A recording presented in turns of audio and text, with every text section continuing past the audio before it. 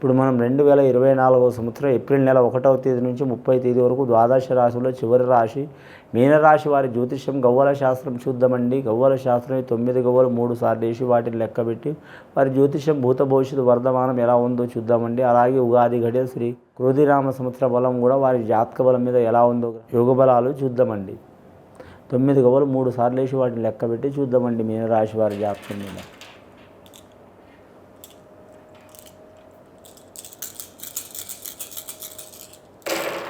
మీనరాశి వారి జాతకంలో పంచమహారదశ గవ్వలు పడ్డాయి, 5 గవ్వలు పడ్డాయి వారి జాతకానికి. తూర్పు, పడమర, దక్షిణం, ఉత్తరం వాయుమూల కలిసి వస్తుందండి. నైరుతి మూల కలిసి రాదు వీరి జాతక బలంలో. వీరి జాతకంలో ఆగ్నేయ మూల కూడా కలిసి రాదు. అలాగే వీరి పేరు మీద చూడాలంటే మాత్రం దశబలం భారీగా ఉన్నది. వీరి జాతకంలో చూడాలంటే మాత్రం ముఖ్యంగా ఏ పని చేసినా కానీ మాత్రం పడమర యోగ బలం నుంచి మాత్రం కలిసి వచ్చే అవకాశం ఉంది. మీనరాశి వారి జాతకం మీద చూడాలంటే మాత్రం ఎల్నాటి శని ప్రభావం మొదలైందండి. మొదలైన గురుబలం, రాహుబలం, కేతుబలం ఉంది. నవగ్రహాలు కలిసి వచ్చే అవకాశం ఉంది. మానసిక బాధలు చాలా ఉంటాయి, ఆకస్మిక ప్రమాదాలు చాలా ఉంటాయి.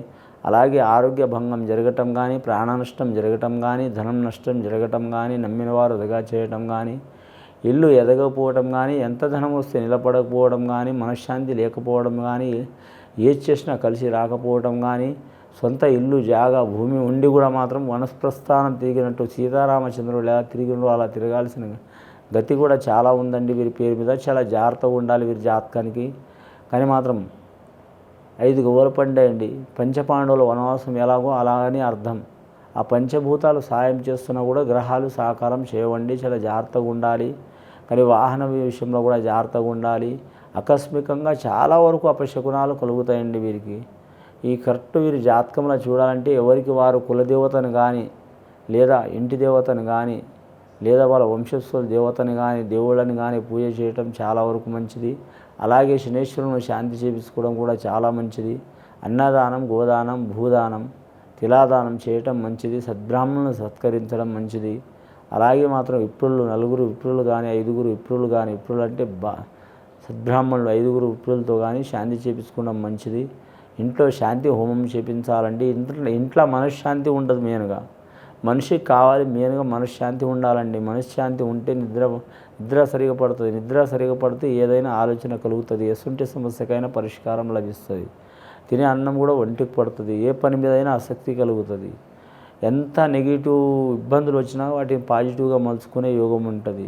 మనకు వచ్చిన ప్రాబ్లమ్స్ మనం తీసుకునేంత యోగం ఉంటుంది. లేదా మన అర్థం కాకపోయినా ఇతరులను అడిగి తప్పించుకునే యోగం ఉంటుందండి. మనశ్శాంతి లేకపోతే ఏమవుతుందంటే తినే అన్నం ఒంటికి పట్టదు. ఇల్లు చూస్తే అడి చూస్తే ఇల్లు అన్నట్టు ఉంటుంది. ఎక్కడ పోయినా చికాకు ఉంటుంది.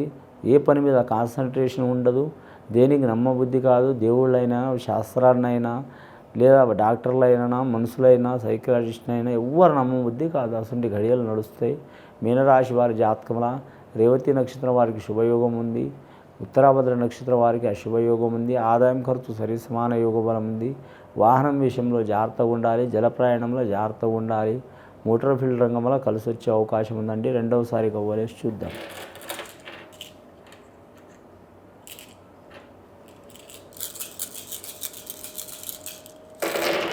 రెండవసారి గవ్వలేస్తే ఇంకా 5 గవ్వలే పడ్డాయండి. కానీ వీరి జాతకంలో చూడాలంటే మాత్రం అంశ భారీగా ఉన్నది వీరి పేరు మీద. కానీ మాత్రం ఏ పని చేసినా కానీ వీరి జాతకంలో ఇతరుల సహాయం లేనిది జరిగే అవకాశం లేదండి.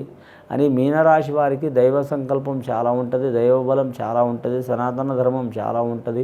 వంశాచారం చాలా మంచిగా ఉంటుంది. కానీ చెప్పాలంటే కానీ ముఖ్యంగా మాత్రం మన ఆలోచన శక్తి కరెక్ట్ ఉంటే, మన నడుస్తున్న టైం ఘడియ మంచిగా ఉంటే, పుట్టిన ఘడియ మంచిగా ఉంటే, కరెక్ట్ తల్లి గర్భాన పుట్టిన ఘడియ మంచిగా ఉంటే, మనం నడుస్తున్న ఘడియ మంచిగా ఉంటే మట్టి పట్టుకున్న మాణిక్యం అవుతుందండి.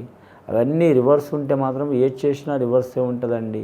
అని పట్టు వదలని విక్రమార్కుడు లాంటి జాతకం వీరిది. అయినా సరే మాత్రం వీరి పేరు మీద ఈ కలియుగంలో మాత్రం ఖచ్చితంగా ఎక్కువ నరదృష్టి, ఈ శని అనుకూలంగా లేకపోవటం, గ్రహాలు అనుకూలంగా లేకపోవటం, ఇల్లు దోషం ఉండటం, లేదా వాస్తుకు లేకపోవటం, ఒకరి మనసులో ఒకరు లేకపోవటం, సర్పరు దోషం ఉండటం, అలాగే సంతాన దోషం ఉండటం, ఇలాంటి పెద్ద కారణాలు ఉంటాయండి.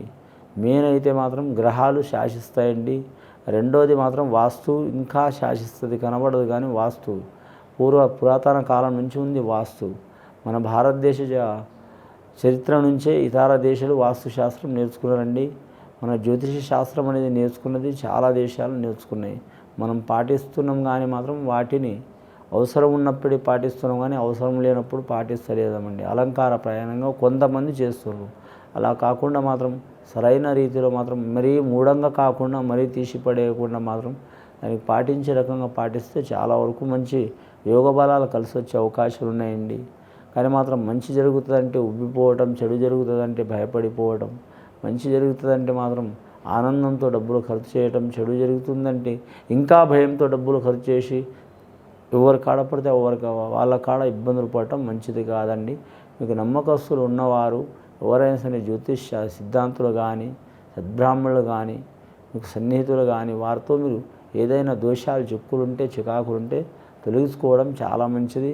చాలా వరకు శుభయోగం ఉంటుంది. వివాహం కాని వారికి వివాహ బలంలో కలిసి వస్తుంది. సంతానంలో ఇబ్బంది ఉన్నవారి సంతానం కలిసి వస్తుంది. అలాగే మాత్రం ఉద్యోగరీత్యా ఇబ్బందులు ఉన్నవారికి కలిసి వచ్చే అవకాశం ఉంది.